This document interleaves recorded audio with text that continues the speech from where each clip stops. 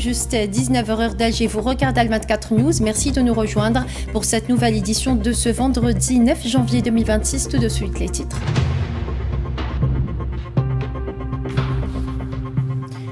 Génocide à Gaza, le bilan s'alourdit à 71 414 martyrs et des Palestiniens fouillent les décombres après les frappes sionistes à Al-Bouraïj.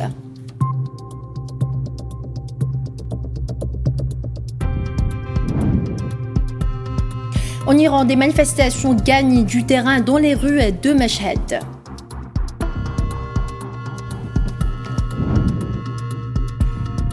Culture, le théâtre national algérien rend un vibrant hommage à Abdelkader Alloula.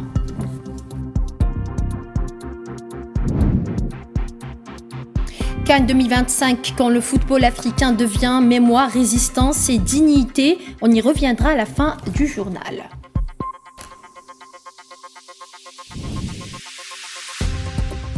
Bonsoir à tous. Si vous venez de nous rejoindre, en Palestine occupée, l'agression génocidaire sioniste contre la bande de Gaza a fait 71 414 martyrs et plus de 171 000 blessés, en majorité des femmes et des enfants, depuis le 7 octobre 2023, selon un nouveau bilan provisoire communiqué par les autorités sanitaires palestiniennes.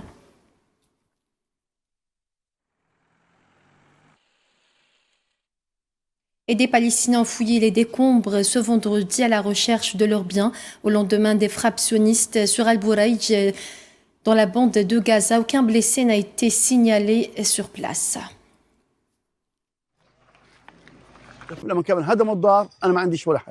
Depuis qu'ils ont détruit ma maison, je n'ai plus rien. Je suis resté assis là, appuyé contre le sol. J'ai 63 ans. Pendant 63 ans, j'ai bâti cette maison. J'ai économisé sans relâche et tout a disparu en quelques secondes. Ils parlent de paix et de trêve, mais il n'y a ni paix ni trêve. Mes amis, nous voulons vivre comme n'importe quelle autre société. Nous voulons vivre dans l'amour, la sécurité et la stabilité. Mais malheureusement, après avoir déclaré que c'était fini, je constate qu'à travers ces escalades mineures, ils frappent encore plus fort sous de faux prétextes et au mépris de la conscience du monde entier. Personne ne se soucie de nous et personne ne veille sur nous. À Khan Younes, malgré l'annonce d'un cessez-le-feu, 4 Palestiniens sont tombés en martyrs, dont 3 enfants, dans des frappes visant des tentes où s'abritaient des familles déplacées, comme en Ternay Hamouda. L'innocence paie le prix fort. À Khan Younes, la mort continue de frapper malgré l'accord de cessez-le-feu. 4 Palestiniens sont tombés en martyrs, dont 3 enfants et plus d'une dizaine de personnes blessées lors de frappes de l'armée sioniste sur des camps de tentes pourtant présentés comme des zones dites sûres. Parmi les victimes, une fillette de 11 ans qui rêvait de devenir médecin, une adolescente et 2 jeunes garçons. Tous vivaient sous des tentes, déplacés par le génocide sioniste. Leur seul tort, être nés à Gaza. Ma fille est allée rendre visite à sa sœur, celle qui était mariée. Layan Abou Shakra était allée voir sa sœur. Moins d'1 heure plus tard, ils ont touché leur tante. Et elle a été tuée avec 2 de ses neveux. Un garçon de 7 ans et un autre de 5 ans. Quelle sécurité, quelle trêve. À Khan Younes, on prétend que c'est une zone sûre, censée être une zone sûre. Ce sont des enfants. Quelle est leur faute? Ce sont des enfants assis dans un endroit sûr. Il n'y a pas d'armes, pas de combattants, rien du tout. Juste des enfants assis et qui jouent. Et pourtant, ils ont été tués. Des enfants tués, des femmes sont tuées. Quelle est leur faute? Des enfants seuls, des innocents. Malgré ce qu'ils disent, être une trêve. Malheureusement, il n'y a pas de trêve. Malheureusement, personne n'est capable d'arrêter Israël. Israël continue chaque jour ses crimes.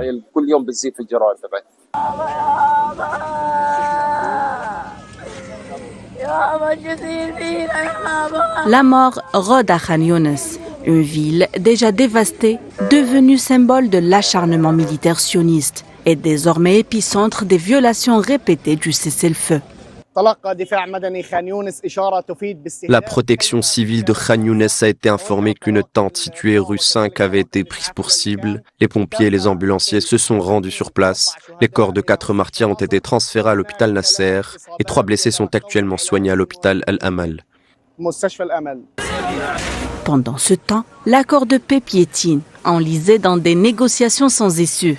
Les faits sur le terrain contredisent toute idée de trêve.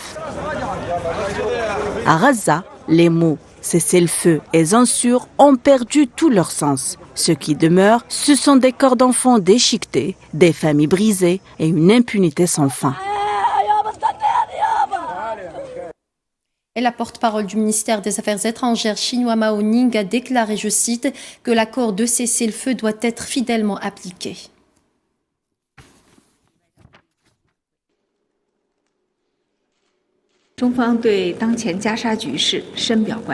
La Chine est profondément préoccupée par la situation actuelle dans la bande de Gaza. Nous nous opposons à toute action qui porte atteinte aux civils et viole le droit international. Nous espérons que l'accord de cessez-le-feu à Gaza sera fidèlement appliqué afin d'atténuer efficacement la crise humanitaire et de permettre un rétablissement rapide de la stabilité dans la région. L'agence de l'ONU pour les réfugiés palestiniens va ouvrir un bureau de représentation à Ankara, la capitale turque, dans les semaines à venir, a affirmé jeudi son patron Philippe Lazzarini. C'est imminent, c'est une question de semaines, a déclaré Lazzarini à des journalistes à Ankara. Il s'agira d'un bureau de représentation, d'un bureau de plaidoyer, mais c'est aussi un bureau qui pourrait accueillir à l'avenir certaines fonctions de l'agence qui peuvent être exercées à distance, a précisé le patron de l'Office de secours et de travaux des Nations Unies pour les réfugiés de Palestine au Proche-Orient.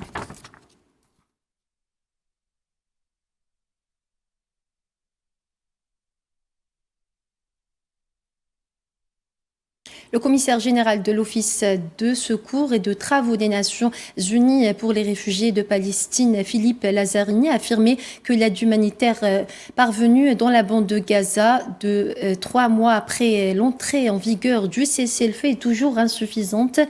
Dans un communiqué publié ce vendredi, Lazzarini indiquait que 3 mois se sont écoulés depuis l'entrée en vigueur du cessez-le-feu à Gaza, mais l'aide reste insuffisante pour répondre aux besoins de la population. La situation de la population ne s'était pas suffisamment améliorée.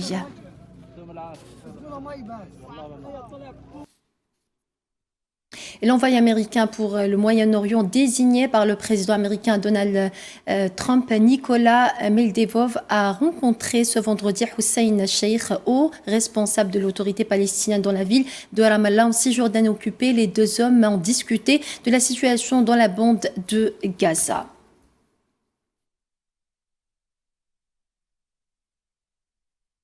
Et les forces d'occupation sionistes ont poursuivi ce vendredi le raid des agressions dans plusieurs régions de Cisjordanie occupée, retenant des dizaines de Palestiniens à El-Khalil, arrêtant une femme à Naplouse et menant de nouvelles incursions dans le gouvernorat de Jénine, a rapporté l'agence de presse Wafa.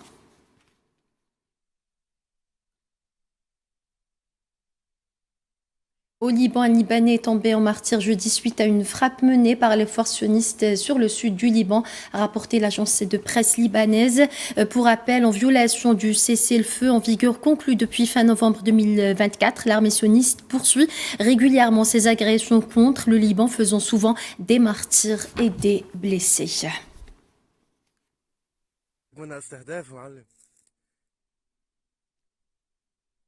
Et dans le reste de l'actualité, des navires de la Chine, de la Russie et de l'Iran, les 3 pays du BRICS sont arrivés ce vendredi 9 janvier au large des côtes sud-africaines pour des exercices navals conjoints, une initiative que l'Afrique du Sud a décrite comme renforçant la coopération maritime.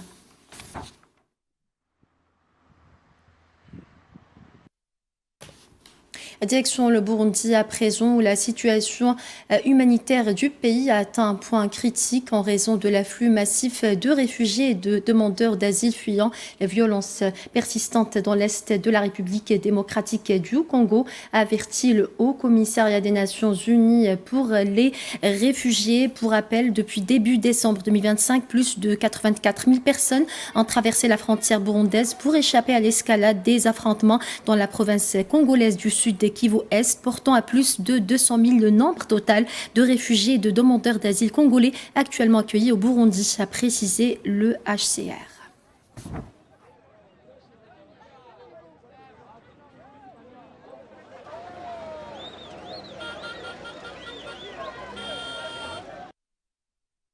Au Zimbabwe, la production d'or du pays a augmenté de 17% en 2025 pour atteindre un record historique de 46,7 tonnes contre 36,48 tonnes en 2024, a fait savoir la centrale d'achat d'or exclusive du pays. Il est à noter que l'or est un pilier de secteur minier zimbabwéen et contribue de manière importante aux recettes d'exportation du pays.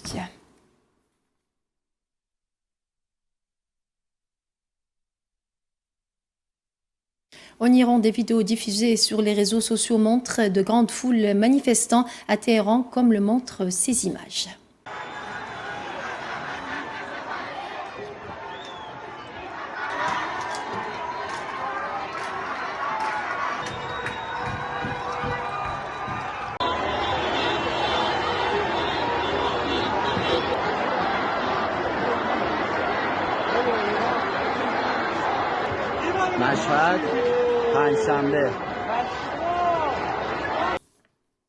Le ministre iranien des Affaires étrangères Abbas Araghchi a rencontré ce vendredi 9 janvier son homologue libanais Youssef Raji à Beyrouth et le président libanais Joseph Aoun au palais présidentiel de Ba'daba. Araghchi s'exprimant lors d'une conférence de presse à son arrivée au Liban jeudi 8 janvier a déclaré, je cite, que les États-Unis et l'entité sioniste sont responsables du déclenchement des émeutes en Iran. Les États-Unis et Israël ont tous deux officiellement déclaré être impliqués et avoir un rôle à jouer dans ces émeutes. Et ils essaient de transformer ces manifestations et protestations qui sont pacifiques en violence et en émeutes. Et aux États-Unis, le groupe hispanique du Congrès affirme que le président américain Donald Trump doit consulter le Congrès avant tout engagement militaire dans d'autres pays. The other truth is that l'autre vérité, c'est que le président des États-Unis doit se présenter devant le Congrès avant d'ordonner un engagement militaire contre un autre pays, et ce, quel que soit son parti. Mais le simple fait que Nicolás Maduro soit parti ne garantit ni la sécurité, ni la stabilité, ni une société démocratique au Venezuela. Et ce qui me préoccupe profondément, c'est que la politique étrangère de Donald Trump vise avant tout à l'enrichir. Qu'il n'agisse pas dans l'intérêt du peuple américain, ni même du peuple vénézuélien, mais dans son propre intérêt, afin d'enrichir un petit cercle de proches et potentiellement des membres de sa famille.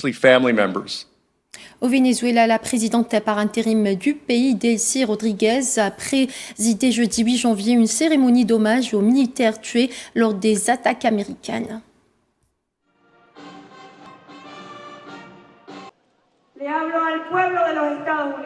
Je m'adresse au peuple des États-Unis. Le peuple vénézuélien ne méritait pas cette agression ignoble et belliciste de la part d'une puissance nucléaire. J'ai dit hier que cela a entaché nos relations et notre histoire. S'il y a une chose que je peux dire, ce n'est pas qu'il s'agit de vengeance, mais de réhabilitation. Elle viendra lorsque nous donnerons des leçons et des exemples de ce que signifie la diplomatie de paix bolivarienne dans l'action internationale.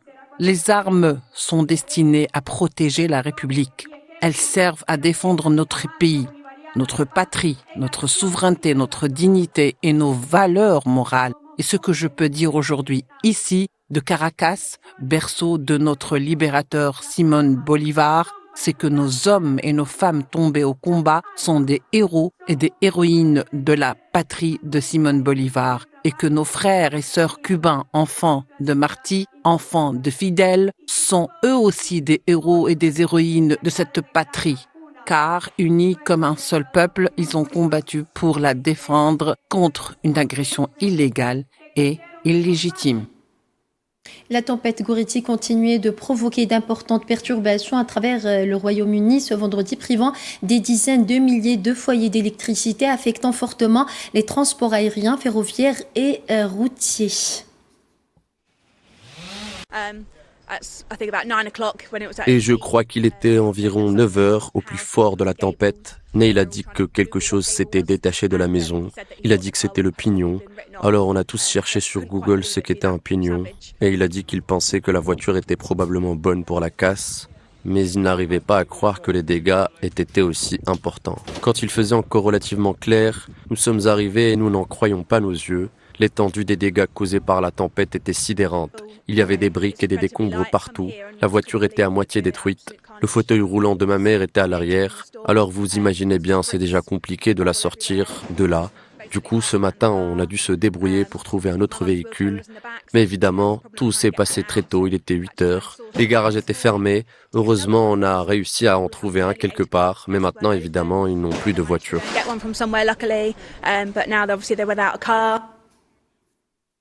En Russie, depuis le 8 janvier, Moscou est sous l'effet du puissant cyclone Francis venu de l'ouest. En quelques heures, la capitale s'est retrouvée submergée par une tempête de neige d'une intensité exceptionnelle, comme le montrent ces images.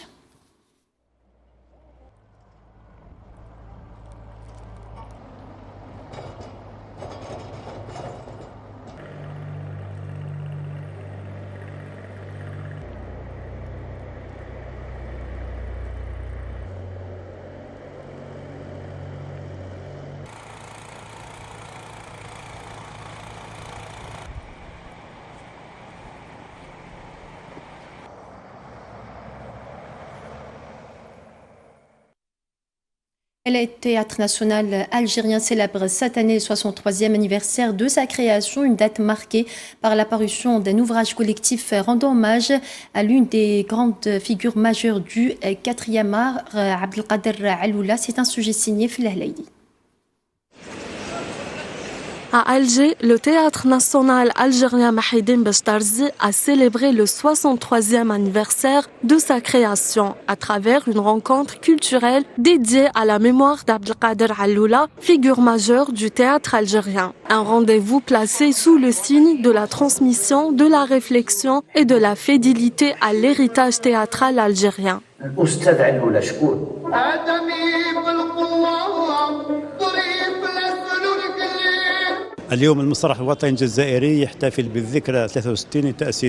Aujourd'hui, le Théâtre national algérien célèbre le 63e anniversaire de sa création, coïncidant avec le 8 janvier, une occasion marquée également par la parution d'un ouvrage précieux réunissant des écrivains, des artistes et des amis d'Abdelkader Alloula, intitulé Abdelkader Alloula, El-Ajwad ne partent pas, un livre publié en plusieurs langues, arabe, français, anglais et espagnol, en hommage à une figure majeure du théâtre algérien. Alloula, c'est l'espoir de l'Algérie. Il a toujours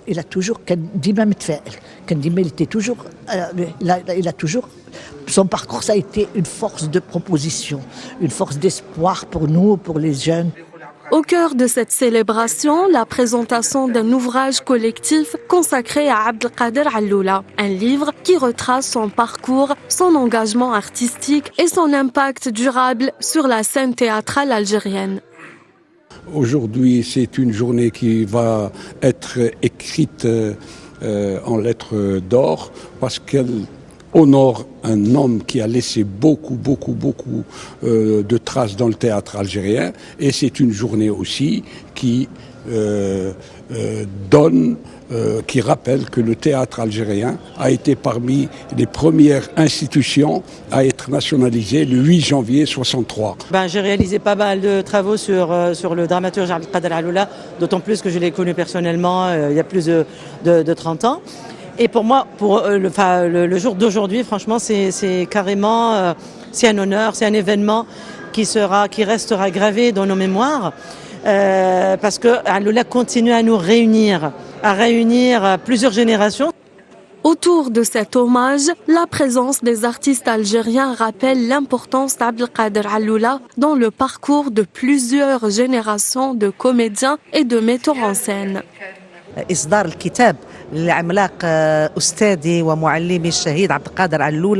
La publication d'un livre consacré au martyr et géant du théâtre algérien, Abdelkader Alloula, avec qui j'ai travaillé de 1974 à 1994, est un grand honneur pour nous.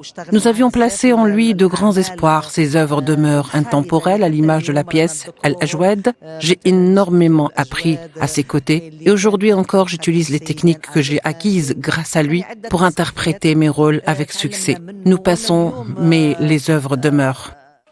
À travers cette rencontre, le théâtre algérien réaffirme son attachement à ces grandes figures et à une mémoire qui continue de nourrir la scène et les générations à venir. Sport football, né en 1957 dans une Afrique encore sous domination coloniale, la Coupe d'Afrique des Nations n'est pas seulement une compétition sportive, elle est un espace de résistance. Des pelouses aux tribunes, la CAN raconte bien plus que des matchs. Elle porte la mémoire des luttes, des blessures et des espoirs d'un continent en mouvement. C'est un sujet signé Tininan Makassi. Depuis plus de 70 ans, c'est au rythme de la Coupe d'Afrique des Nations que les peuples africains vibrent. Aujourd'hui, la CAN est devenue un espace sportif mondial courtisé par le marketing, les sponsors, les écrans. Mais avant d'être un produit, elle fut un cri. Revenons en arrière, nous sommes en 1957. L'Afrique est encore sous domination coloniale, le statut de l'indigénat, nie l'humanité, les empires coloniaux occidentaux imposent leurs lois, leur silence. Dans ce contexte, la Coupe d'Afrique des Nations naît. Et dès le premier coup de sifflet, jouer devient un acte politique. Courir, dribbler, marquer, ce n'est pas seulement jouer, c'est résister. Prendre le ballon, c'est refuser la déshumanisation. C'est dire nous sommes là. 70 ans plus tard, faut-il le rappeler, jouer, c'est honorer, jouer, c'est résister. Et comment parler de la CAN sans évoquer les noms de ces équipes? Des noms jamais choisis au hasard, les lions indomptables, les éléphants, les aigles, les léopards, les étalons, les fennecs. Ces noms renvoient à une culture profonde, une culture de résilience, de respect, de lien sacré avec la terre et le vivant. Porter ces noms, c'est rappeler que les peuples africains sont enracinés à leur terre. Les fennecs, ces guerriers du désert, comment ne pas se souvenir de l'équipe du FLN qui marquera l'histoire bien avant l'indépendance algérienne? La CAN, ce sont aussi des moments uniques où les nations jouent pour la première fois sous leurs couleurs. L'Algérie, la Guinée, le Ghana, l'Égypte, donc les pharaons seront les premiers à ramener le Graal à la maison. Lors de la toute première CAN organisée au Soudan, à cet instant, le maillot cesse d'être un tissu, il devient le drapeau qui court. Ce ne sont pas 11 joueurs qui entrent dans le terrain, mais une histoire longtemps confisquée qui reprend son souffle. Et parce que le tragique fait aussi partie de l'histoire du continent, la CAN s'est aussi jouée quand le pays souffre, jouée quand la terre tremble, quand les peuples saignent. Pour cette édition 2025, prenant pour exemple le Soudan, la République démocratique du Congo, deux nations déchirées par deux crises sécuritaires, des ingérences étrangères. Et souvenons-nous, le Rwanda se qualifie pour la première fois en 1998, 4 ans seulement après le génocide orchestré dans l'ombre des chancelleries. La CAN, c'est aussi cela. Et dans les tribunes, les supporters, partie intégrante de la compétition, gardiens de la mémoire, porte-voix des nations africaines. Car du fond des stades africains, les cris montent encore pour la dignité, pour la justice, pour les peuples opprimés. C'est du cœur des stades africains que résonne encore ce chant venu d'ailleurs. Hymne à la liberté, Free Free Palestine, from the river to the sea. Parce qu'ici, le football, c'est aussi l'âme résiliente des peuples. La Coupe d'Afrique des Nations n'est pas qu'un tournoi, c'est une archive vivante, une mémoire en mouvement. Un acte de résilience et de résistance qui court encore et toujours. Elle inspire ailleurs d'autres sportifs, d'autres luttes, celle de Mohamed Ali, au point levé de Tommy Smith et de John Carlos.